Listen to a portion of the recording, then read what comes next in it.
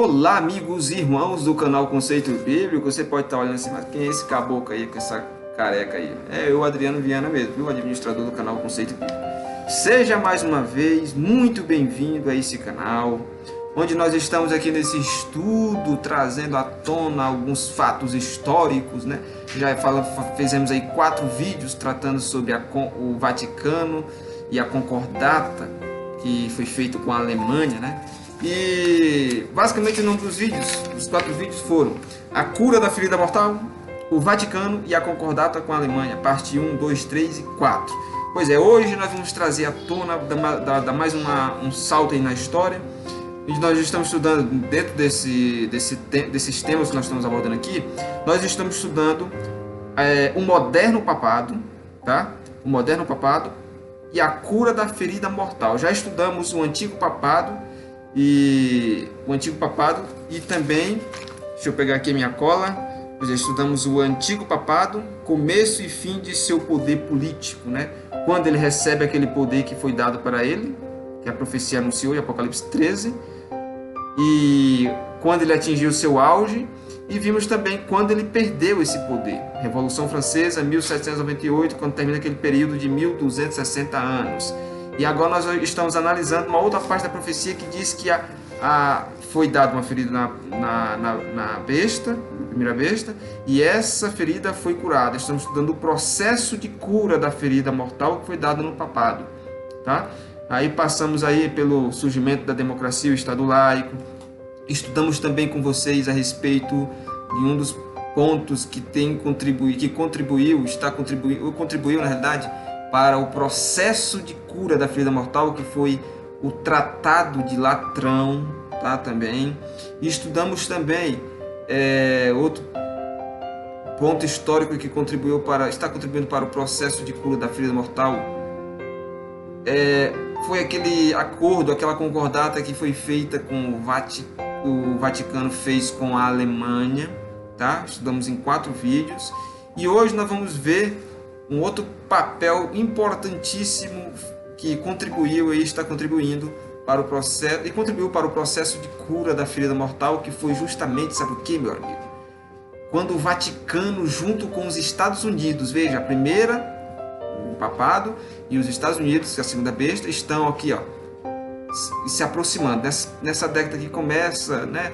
Já tiveram outros contatos antes, mas não tanto assim como aconteceu a união aqui do Vaticano junto com os Estados Unidos. João Paulo II de um lado, o chefe da Igreja Católica, e Ronald Reagan, o chefe maior, como presidente dos Estados Unidos, unindo-se para derrubar o regime comunista soviético. Hoje nós vamos analisar um pouquinho desse ponto histórico que contribuiu para o desenvolvimento da cura da ferida mortal, tá?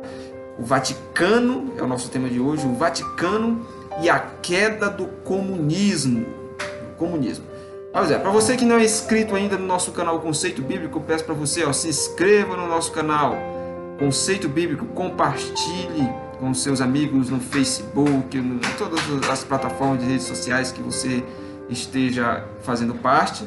Compartilhe e ajude para que essas informações venham chegar o mais longe possível, tá? Então se inscreva no nosso canal, compartilhe, comente, ative as notificações e nos ajude para que essas informações venham chegar. Pois é, meus amigos, o nosso tema de hoje é o Vaticano e a queda do comunismo, dentro daquele tópico maior que nós estamos estudando, tá? O moderno papado e a cura da ferida mortal. E vamos ver como se desenrolou esse acordo, essa união que aconteceu, esse plano que foi feito entre o Vaticano e os Estados Unidos para derrubar o regime comunista soviético, tá? Pois era uma segunda-feira, dia 7 de junho de 1982. Foi um dia histórico para o Vaticano e para os Estados Unidos. Foi histórico, sobretudo, sabe para quem? Para a União Soviética e seus partidários do leste europeu. Embora não tenha sido provável que a União Soviética e seus aliados estivessem cientes, né, do que estava acontecendo. Nesse dia, aconteceu que Ronald Reagan passou ali 50 minutos com o Papa João Paulo II na Biblioteca do Vaticano. Conversaram ali sozinhos, sem secretários, sem auxiliares, sem intérpretes. Estavam ali sozinhos na Biblioteca do Vaticano, Ronald Reagan e João Paulo II. O que eles estavam planejando? Qual foi ali? Qual foi o plano que eles bolaram ali para derrubar o regime comunista soviético? E para você ter uma ideia, foi o primeiro encontro entre o presidente e o Papa, embora não tenha sido o último encontro. Então, o assunto da conversa, qual foi? Qual foi o assunto da conversa?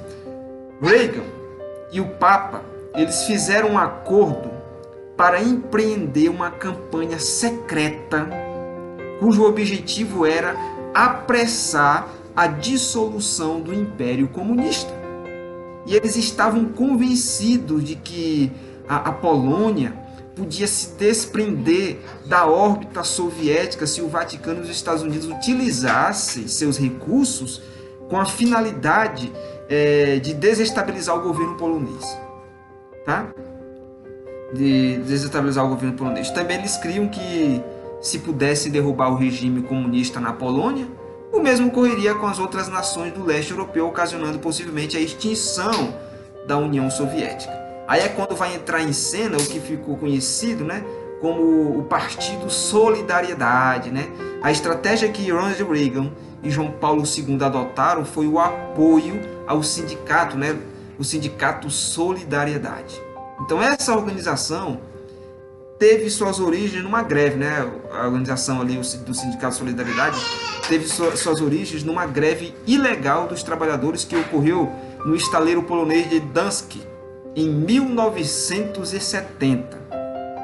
Para combatê-la, o governo comunista enviou a tropa de choque, o que resultou em mais de 80 mortes. Ainda assim, Lech Wałęsa, que era um dos membros da comissão de greve, ele continuou a organizar pequenos sindicatos clandestinos, os quais ampliaram o número de manifestações por todo o país, visto que a economia polonesa se deteriorou rapidamente no fim da década de 1970.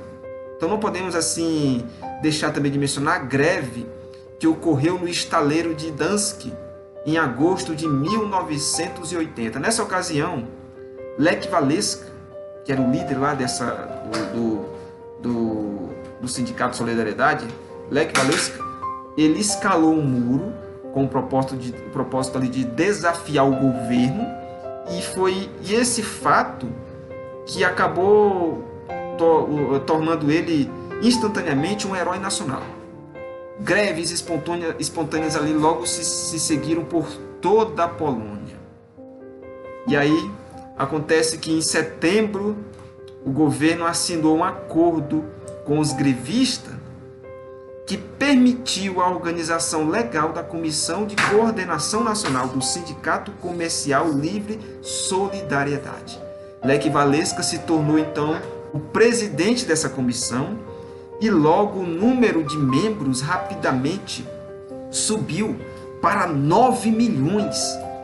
E apesar disso, a Polônia continuou a se afundar em um caos econômico que resultou em escassez de alimento, racionamento e aumento do desemprego. Aí as greves continuaram.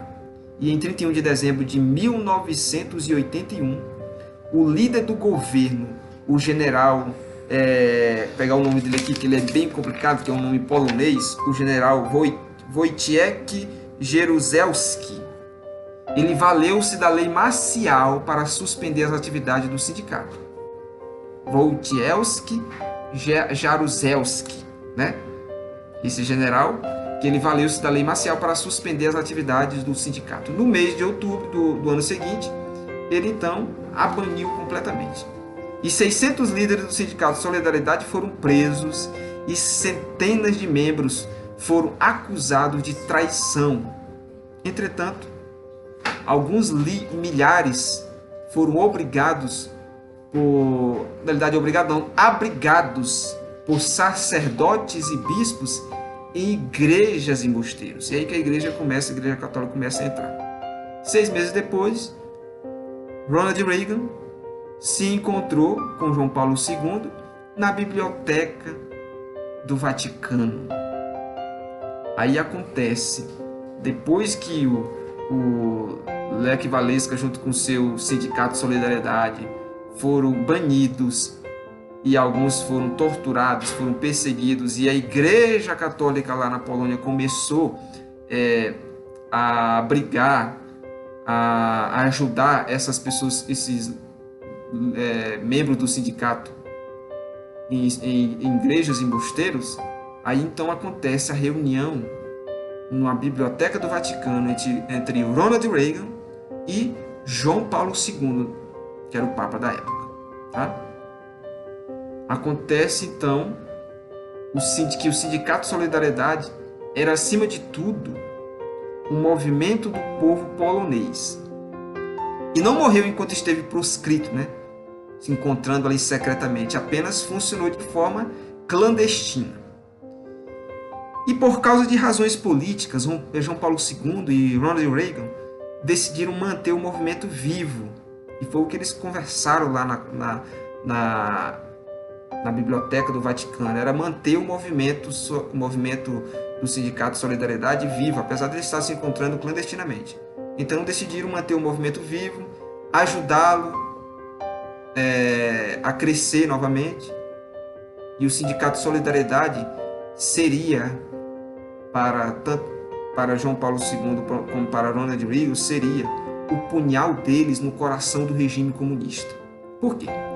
O presidente norte-americano e o Papa dariam cada um sua própria contribuição. De um lado, estaria ali os Estados Unidos, que entraria e forneceria os auxílios financeiros e tecnológicos que fossem necessários para ajudar o Sindicato de Solidariedade. E por outro, estava João Paulo II, que daria a inspiração moral, né? A inspiração moral para o sindicato. De outro, a igreja na Polônia proveria a sede geral e os locais de encontros para as uniões clandestinas de todo o país. Veja como foi bem elaborado. E assim aconteceu. Usando ali canais secretos, os Estados Unidos enviaram toneladas e toneladas de equipamentos para os poloneses, como máquinas de fax, prelos, fotocopiadoras, computadores e softwares. Os equipamentos eram frequentemente enviados primeiro para a Suécia e Dinamarca. De lá eram transferidos para os grandes contêineres e reenviados com endereços escandinavos para o porto polonês de Gdansk, por meio de um navio. Os trabalhadores dos armazenamentos dos portos, que eram agentes clandestinos do Sindicato Solidariedade, sabiam quais equipamentos continham o contrabando e, por intermédio de sacerdotes e de outros canais da igreja, faziam chegar aos prédios dos sindicatos secretos em toda a Polônia. Aí João Paulo II ele encorajou Lech Walesa, que era o líder do Sindicato Solidariedade, a conservar vivo o seu sindicato clandestino. A estratégia da igreja consistiu no impedimento de um confronto com o governo polonês, porque era lógico, né? Se o sindicato, recebendo toda essa ajuda clandestinamente, começasse a ter a ideia de confrontar diretamente o governo polonês, o governo ia enviar o quê? Enviar tropas, e acabar que ia chegar um momento que eles iam extirpar completamente esse sindicato de solidariedade. Então, a estratégia da igreja era justamente impedir um confronto com o governo polonês enquanto cooperava com os Estados Unidos ao exercer a crescente pressão sobre a ditadura polonesa. Tendo isso em vista, o Papa disse a Lech Walesa o seguinte, que os membros de seu sindicato devem, na realidade, evitar os confrontos abertos com o governo nas ruas. E tais confrontos, segundo os chefes católicos, só forçariam o governo a intervir com o envio das tropas russas que teriam por objetivo dissolver a rebelião. E em junho de 1979, 3 anos antes de sua visita a Reagan, João Paulo II viajou à Polônia, onde ele foi recebido por milhões de católicos poloneses E em junho de 1983, um ano após seu encontro com Ronald Reagan, o Papa retornou à sua terra natal. Ao percorrer ali o país, ele exigiu direitos humanos, elogiou o Sindicato Solidariedade, atraindo a atenção de multidões. E na ocasião, João Paulo II, ele se deparou pela primeira vez com Wojciech Jaruzelski, né? O qual percebeu que seu governo estava abalado. A pressão política exercida ali pelos Estados Unidos e pelo o Vaticano sobre o regime totalitário fez com que, no dia 5 de abril de 1989, o governo assinasse um acordo que legalizaria novamente o Sindicato Solidariedade, possibilitando as eleições parlamentares 2 meses depois. E em dezembro, veja a jogada de mestre, em dezembro de 1990, Lech Walesa se tornou o quê? O presidente da Polônia. E aquele que antes era o Wojciech Jaruzelski, o presidente, perdeu. Veja só a jogada de mestre que acontece quando o Vaticano e os Estados Unidos se unem. O Vaticano contribuindo ali com equipamentos, tal. O Vaticano não, os Estados Unidos com equipamentos e o Vaticano com a jogada moral ali do João Paulo II, acabou fazendo com que, porque ele dava apoio lá e começou a falar bem do Sindicato Solidariedade e tal, quando ele foi visitar a Polônia, anos depois do encontro com Ronald Reagan, foi visitar a Polônia, acabou elegendo o quê?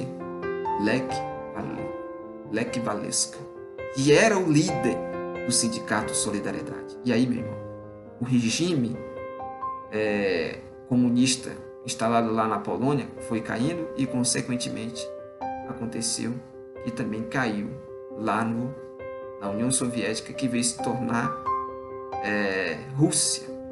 Tá? Veio se tornar Rússia. E esse encontro todo, esse plano todo foi elaborado lá na Biblioteca do Vaticano, entre Ronald Reagan e João Paulo II. Tá? Por isso eu digo para vocês, e aí vocês começam a ver como o Vaticano começou, o papado começou a se infiltrar na política mundial. Antes a gente via um Vaticano que lutava contra o comunismo. Vamos falar sobre isso ainda mais para frente, tá? Lutava contra o comunismo, dependendo do Papa. E hoje o atual Papa, ele defende o comunismo. Na realidade, ele é comunista, o Papa Francisco. Quando tocaram fogo nas igrejas lá na Argentina, aquelas greves, protestos que teve lá, ele não falou uma palavra. Mas ele tem muita opinião, né? Sobre aborto, sobre criação, sobre evolução. Ele tem muita opinião sobre isso.